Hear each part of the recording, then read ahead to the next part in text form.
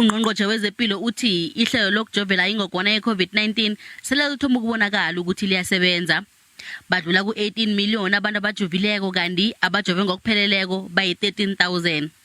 Uhulumende uthi uhlelo ukujova amaphesenti ama-70 ngenyanga kaNobayeni.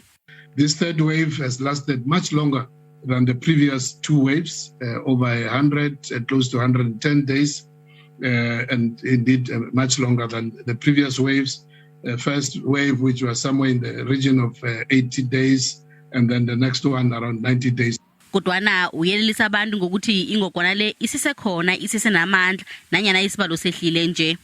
There are still over 5,000 people in hospital with COVID infection, of whom 885 are in the ICUs and 465 are on ventilators. So this is just a reminder to all of us that indeed this virus is still very strong, it's still there, notwithstanding the lowering of restrictions.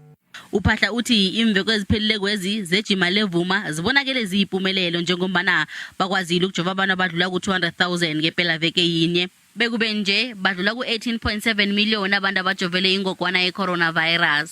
I'm pleased to say also that the momentum of the weekend has carried us through into the week, with sustained increases over this week, far better than the previous weeks, from Monday right up to yesterday, with the last 2 days, that is Wednesday and Thursday, again going over 200,000 doses administered per day.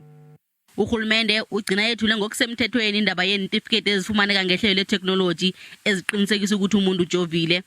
Izitifiketi ezi zizokusiza abantu ukuthi bakwazi ukuvakatshela enarheni ezifuna ubufakazi bokuthi nangambala umuntu ujovile na. Ungqongqotjhe ubuye wasamukela lesiqundo se-UK sokukhipha igama leSouth Africa ehlelweni lenarha ezivaliweko bona zingene enarheni leya.